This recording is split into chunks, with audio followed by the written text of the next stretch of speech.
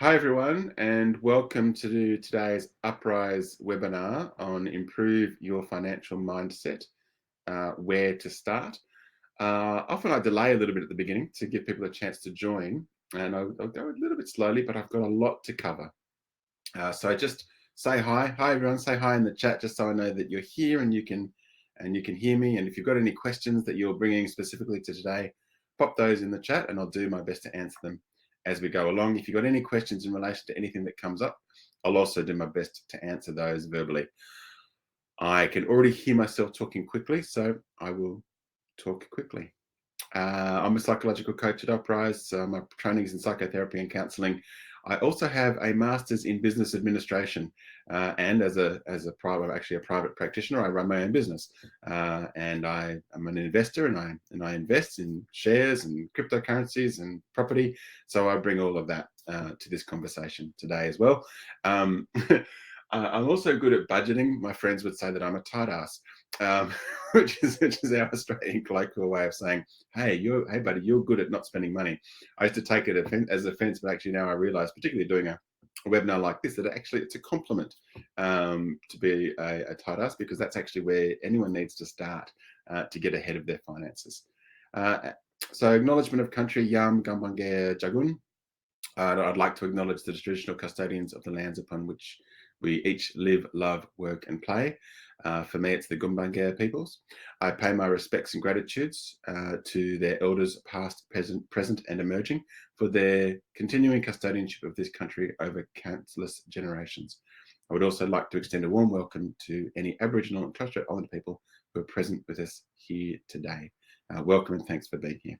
So again, if you have questions that you're bringing today, if there's things that are bugging you about your own financial situation, if there are things that you're thinking about in terms of finances, please just drop that into the chat. I will see it and I will make a comment. Okay, so this is our overview. We're going to look at how you can begin. And so my job is to talk, and your job is to go beyond listening and to actually start thinking about how the things that I'm talking about relate to you and what you were doing. And we are starting here. This is like a real beginning 101 basics of financial management and budgeting and even financial planning. So to begin with, we're going to look at the difference between wants and needs, and as that relates to you personally. We're going to look at creating a vision, creating a vision for yourself and setting goals for yourself, financial vision, financial goals. Then we're going to go into the basics of understanding savings and debt and the relationship between savings and debt, and then the mechanics of money and how the mechanics of money works at an individual level. And then we'll look at the mechanics of money and how it works at a wider, more societal and even global level. With a specific focus on this phenomenon known as compound interest and how compound interest plays into wealth creation. So again, as I go along, if anything comes to your mind that you want to know about, just pop it in the chat. Let me know, and I'll do my best to respond. Okay, let's get into it. We have a good group of people here today. Okay, so the first question I'm framing is, what is money for? If you've got some answers that you want to write in the chat, pop it in the chat. But essentially, the two answers that we have are, one, to meet our needs, and two, to satisfy our wants. Money is a representation of resources. So we used to go out into the forests or the jungle or the ocean, and we would catch our food, we would pick berries, and we would bring it home. We would go and find a cave, or we would build a shelter, and we'd survive in that shelter. Over time, there was the mechanism of exchange, where maybe we had a lot of meat, but we didn't have many berries, so we would exchange meat for berries. And then gold became this measure of exchange, because people liked gold because it was shiny and it was soft and it was easy to work with, and you could make pretty things out of it, and it made you look like you were wealthy. So people would start to exchange gold for various things. Gold and silver and other precious metals, as well as precious gems. And then money was invented. And so money was invented quite cleverly. I haven't got the history on this one specifically, but pre-Romans, Egyptians, money's been around for a long, long time, and it became the means of exchange. So money is our means for exchange. But what are we exchanging for? We're exchanging firstly to meet our needs. Our needs are to have clean water, to have food that's nourishing, to have a shelter over our heads, and then to stay healthy for long enough to, to procreate and have children. So that's meeting our needs. That's actually all that we need as human beings. We also use money to satisfy our wants. And this is critical because it starts you thinking about what do you need and what do you want and where are you spending your money? Because I can guarantee you that a good chunk of your money goes towards meeting your needs, but a lot of your money also goes towards satisfying your wants. And that's going to come in really important. It's going to become really important as we go into looking at budgeting. So needs, as I pointed out, housing, rent, water, power bills, kind of can't get away from paying those unless you go and spend some time living in a caravan park, living in a forest. Sometimes you can get housing, and some people cleverly get rental properties where all the costs are included, and that actually can be quite a benefit. Food, you need to buy your groceries, you need to buy your staples. Transport, usually you need to get around, particularly if you need to get to work and back, or you need to get to appointments. Medical expenses, we tend to see as a need. If you're not healthy, if you haven't got your health, what have you got? So you need to sort of attend to our medical expenses. And maybe for you, you've got some other needs. And maybe if you've got some needs that you're thinking of that you think, no, this is a need, not a want, something that I have to have, pop it in the chat.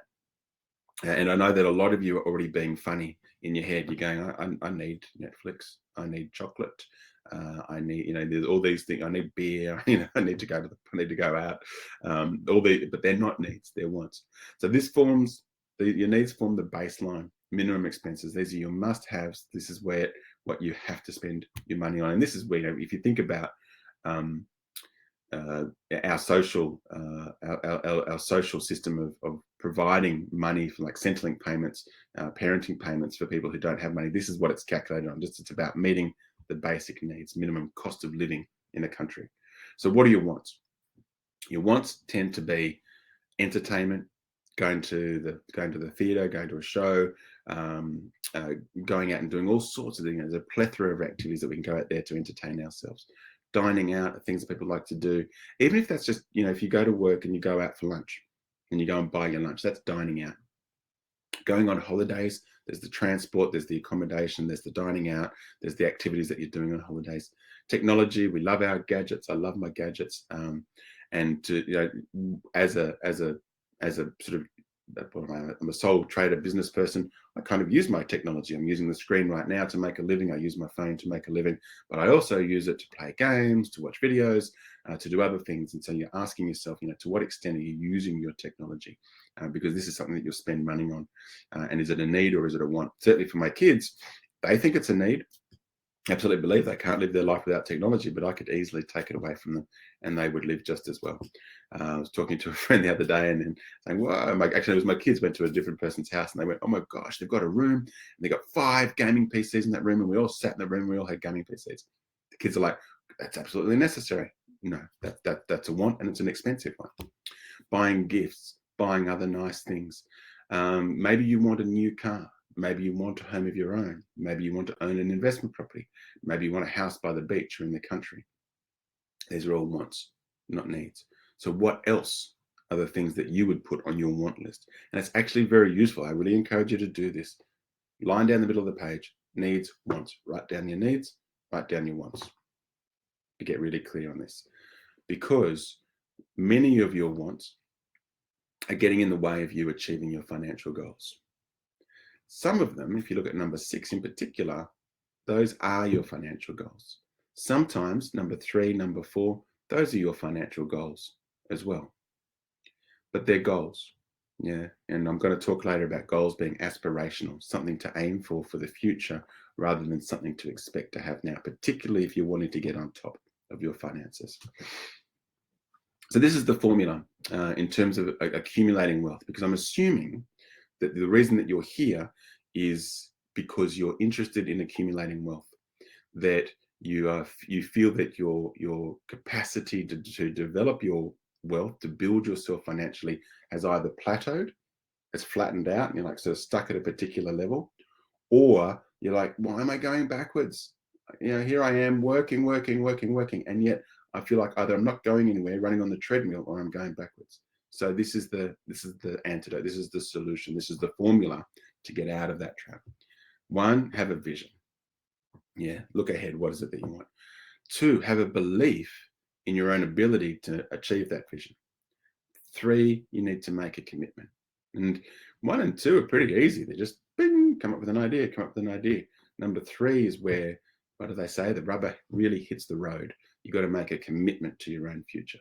So our next video is next Wednesday at the same time, and we're going to focus on the mindset. So that's what's the stuff that's getting in the way. So we'll only sort of just touch on this a little bit today, but next week we'll really get into the mindset side of things. Today we're going to focus on the nuts and bolts, the pieces that put the puzzle together. Okay, so this is the next formula. Yeah, really simple, but some people miss it. A lot of people miss it. Earnings, what you bring in, minus spending equals savings. Or that's only if you earn more than you spend. But if you spend more than you earn, then you're going to be accumulating debt. And there's a lot of people in this country who are accumulating debt. And one of the reasons we're accumulating a lot of debt is because debt is cheap at the moment. Yeah, we've had extremely low interest rates, historically, ridiculously low interest rates. People remember back in the 80s where interest rates were 17, 18%. And the expectation is that we're probably going to go back in that direction starting from right now. So if you earn $1,000 a week after tax, and if you spend $800 a week on your, so not mine, but on your wants and needs, you can save $200 a week. But if you spend $1,100 a week, then you will need to borrow $100 a week to make up the rest, taking you into debt. And so clearly here, our starting point is around savings. The savings you accumulate is the level of your wealth. Yeah, I'm just giving you real fundamentals here. The savings you accumulate is the level of your wealth. So if you want to feel wealthier, if you want to feel financially independent, if you want to feel sort of on top of the game financially, then you must accumulate savings. Savings are the sum, actually I'm going to go to number 2 first, of your cash. So your cash is the money that you have in the bank account. Also, there's the money in your wallet, but most of us don't tend to have a lot of money in their wallet. I do have friends who are still living in a cash society of their own, a very small cash society of their own, and they like to sort of, literally keep the cash under the mattress. But that's your cash, money in the bank plus what they call cash at hand. And then you've got your assets. So the value of your assets is also representative of your savings. So most commonly when we think of assets, we think of property, we think of shares. Nowadays, we also think of crypto. There's views on these things, but we also think of cryptocurrencies. Yeah, your cars are worth money.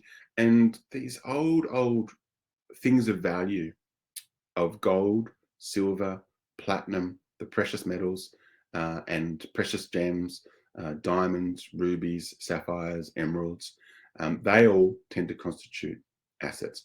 There used to be a thing called life insurance. There's some of these old life insurances still survive, where you put money into a life insurance and it accumulates. If you die, you get more, but you can sort of still cash out. That also represents an asset. All your stuff, your technology, your devices, to the extent to which you can sell it and get some money back on it,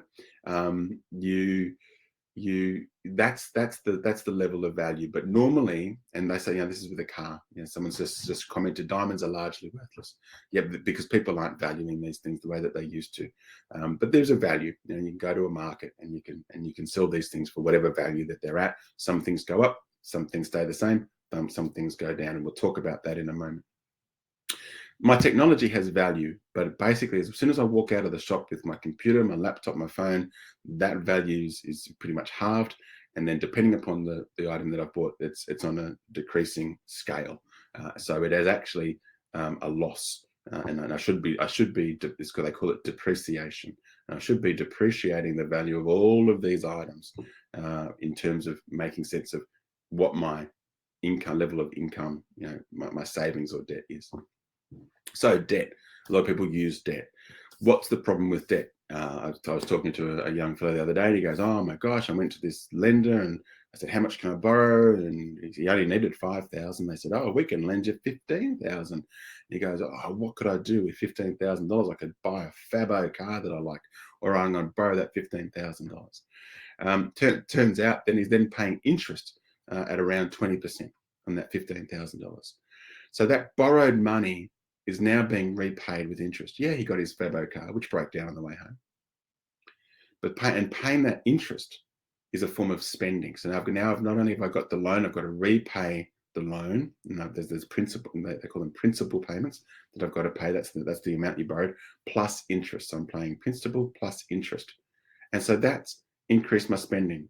So if I had my $1,000 a week and I'm spending $150 or $200 a week repaying my debts, well, now that's money that I can't save. Most loan repayment plans, most mortgages, even at the ridiculously low mortgage interest rates we've got at the moment, have you paying back about double what you originally borrowed. So there's only one person who wins, and it's not you. Yeah, the bank wins or the lender wins. And some of these lenders they call them loan sharks, because they're sharks. They're like, oh, I'll lend you money, but I'm going to whack these massive interest rates on it, and penalties if you don't pay, and it's just going to grow and grow and grow and grow. And then I'll take your car back off you. Thank you very much. So you're paying a lot more back when you borrow. But debt represents an opportunity. So on the one hand, debt represents an expense, but on the other hand, it represents an opportunity. So if you borrow money to make an investment, and that investment has a financial return in the form of income it generates, and that investment increases in value. So stocks on the stock market increase in value. Cryptocurrencies can increase and decrease in value, and property can increase and decrease in value, just as these precious gems can increase in value. Yeah, I'm going to get to super later, Glenn. Yeah, absolutely, it's an asset, and we're going to talk about specifically where superannuation came from and why we've got it in this country, in the context of interest rates in particular. So if your investment brings in income and it increases in value, then that return, that increase in value plus the income is greater than the cost of the principal and interest payments that you're making on the loan, then your debt can be used to increase your savings, because the debt is leading to you having greater income, greater money coming in than you're spending on it. There's a concept that's popular in Australia through the tax system that's called negative gearing, which is where you get tax breaks for the money that you spend, in particular, or on any form of investment, but mostly it's done on property, and you get a tax break. And so that tax break also gives you an increase in savings. So sometimes with an accountant or doing the maths yourself, you can figure out ways to have an investment with a debt where you're paying that debt. So an interest, for example, interest on an investment property is tax deductible. Yeah, the expenses and depreciation of the value of the investment property is tax deductible. So you pay less tax. So it can turn out that it helps you to save. So the next thing to do is to look at risk and understand risk. So risk is when you take your savings or you take out a loan to invest money in any of the things that we've talked about to this point. Normally property, shares, precious metals. But all investments involve a level of risk. There is no such thing as a sure thing. That's our starting point. But there are different levels of risk depending upon how you invest your money. So the examples I've used here are, the starting point is if you put your savings into a well-established financial institution. Here in Australia, we talk about the big four banks. You got Westbank, Commonwealth Bank, not marketing, but this is what they're called: Westpac, Commonwealth Bank, NAB, ANZ. And you put your money in a term savings account, you will earn a very small amount of interest, but very, very minimal risk. And in Australia, we tend to go, oh, there's no risk putting your money in a big four bank. Well, that's not true. Banks collapse. Banks can take your money. All these things have happened internationally. So there is a risk. of putting your money in a bank. Banks are not perfectly safe, but they're pretty safe, particularly here. Traditionally in Australia, investing in property has shown a relatively steady rate of return. So when you invest in property, particularly residential or commercial property, but not land, you get a return on that investment. Somebody pays you an income for the right to live on your property or to use your property as their place of business. So you get an income, and then hopefully the value of the land goes up in price. And then there's the depreciation of the value of the buildings on the land that you can then use as a tax deduction. But that doesn't happen all the time. There's a property that I bought 20 years ago and it's gone backwards. And I'm sitting in a situation of, do I sell it? Do I hang on to it? I'm still getting income, which is good. But it was basically a terrible investment. It's cost me money and I've still been paying interest now on the loan. You can invest in your own business. You can invest in the stock market and you can invest in cryptocurrencies. These tend to be riskier investments depending upon what kind of business, what kind of stocks, what kind of cryptos you're investing in, similarly with gold and silver and other precious metals. And so the level of risk changes depending on what you're investing in.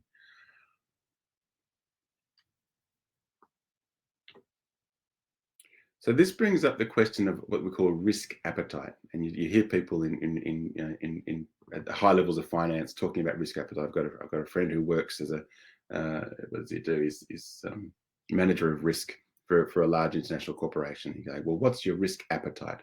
So that's asking about, what level of risk are you willing to stomach? Yeah, or are you willing to tolerate and put up with?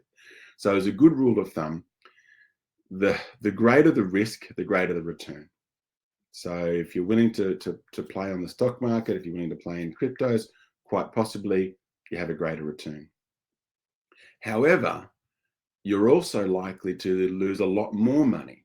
So if I'd have put the money that I'd invested in that property 15 years ago in a bank, I'd be better off now than I am having held on to that property for that time, with the property value having gone backwards. So some examples of risk appetite. If you're a healthy young person, you've got no dependents, you've got good health, then you can usually afford to take greater risks. Yeah, because the consequences of a failed investment are less. It's going to hurt you. It's going to be annoying. You're going to feel a bit down on yourself.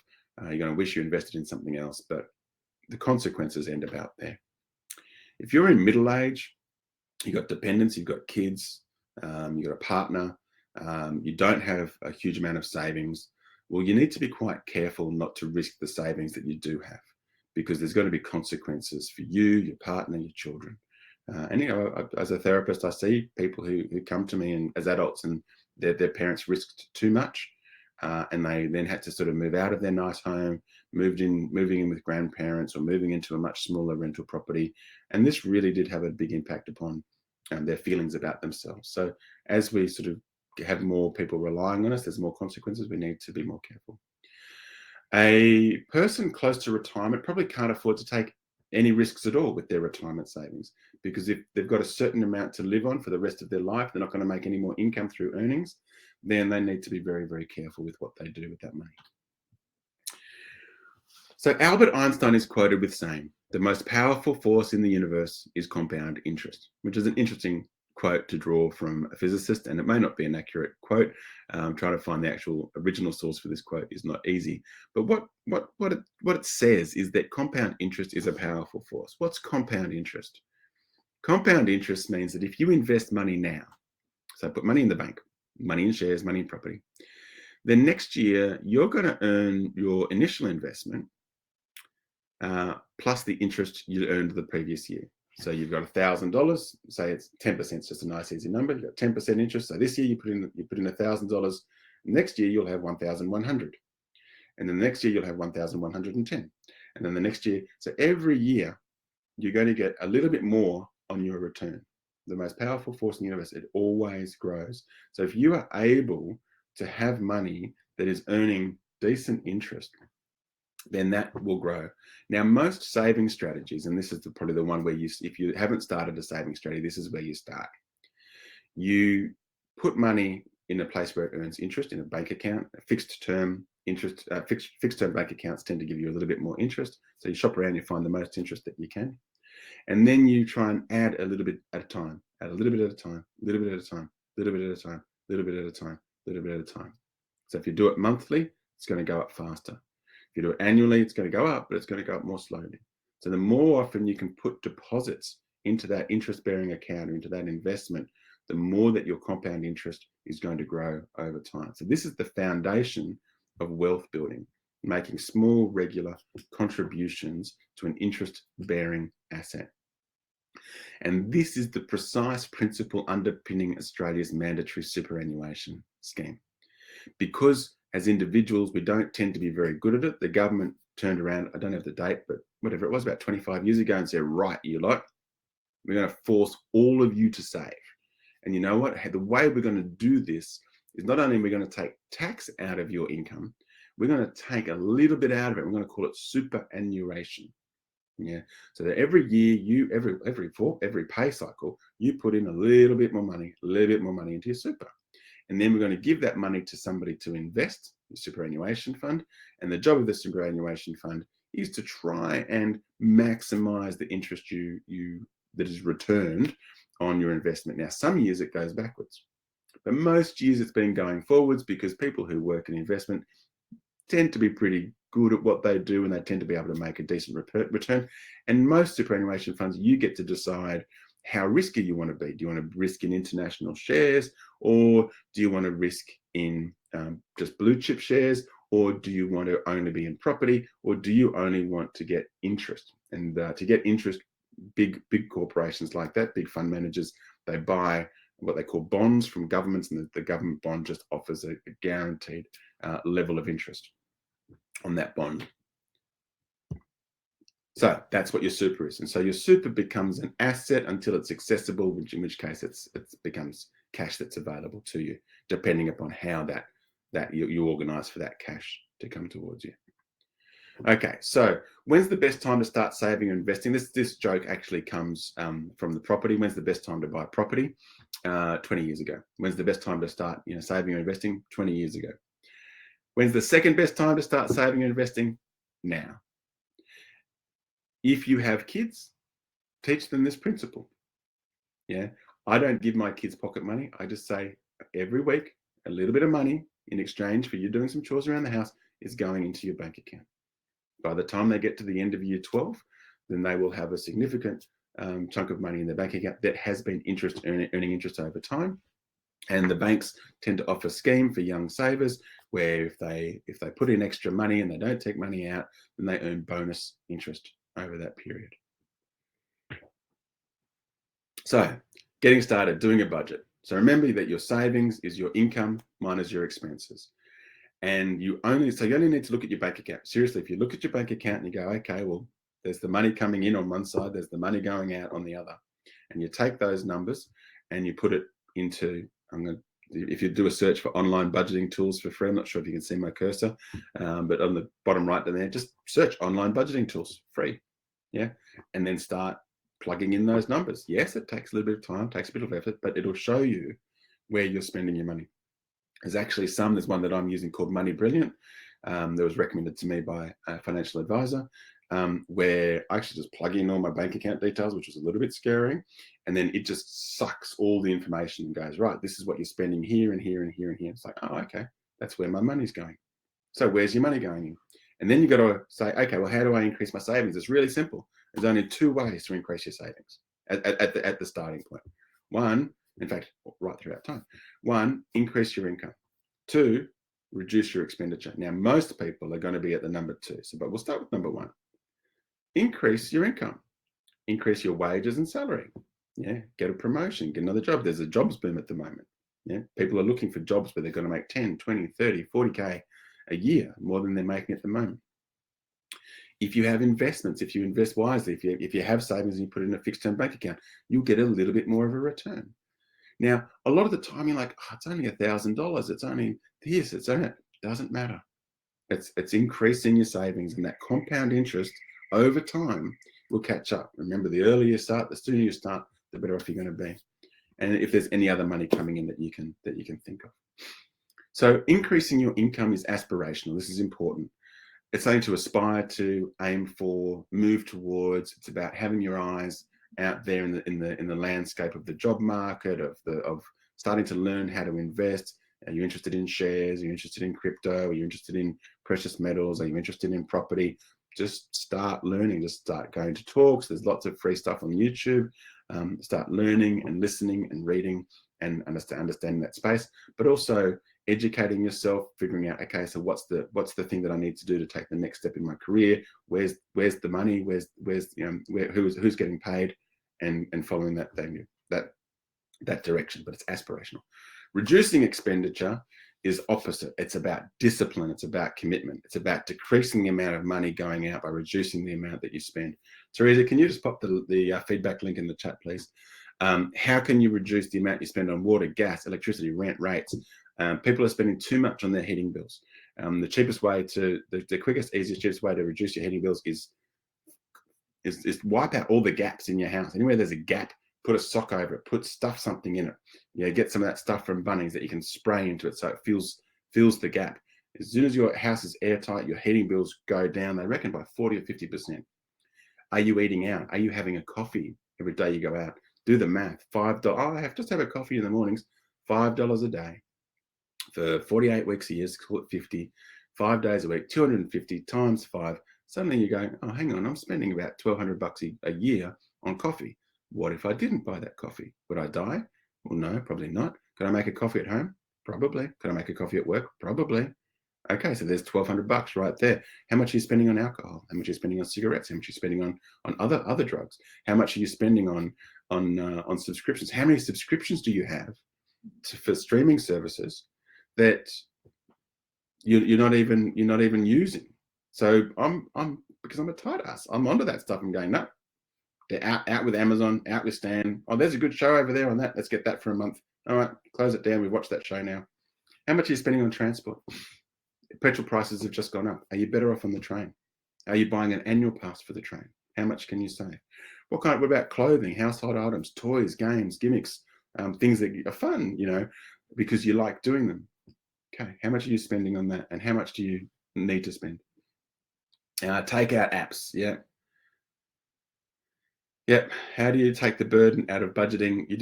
You do it, and actually over time you get better at 4 laws of financial prosperity. Recommend the 4 track, trim, target, train. 7-Eleven coffee for $1. Utility prices are crippling, so it's going to people hard as house as a food cost. There's all these challenges. So how do you manage these challenges?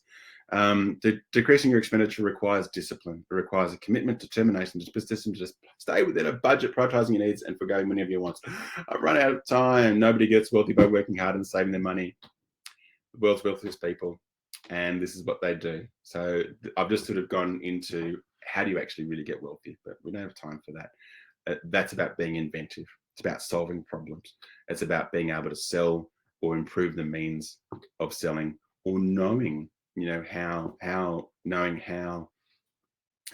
the world works, so that you can predict what's going to happen in the future, and you'd be surprised about how much is predictable. We're all here going, cost of food is going to go up, cost of utilities is going to go up.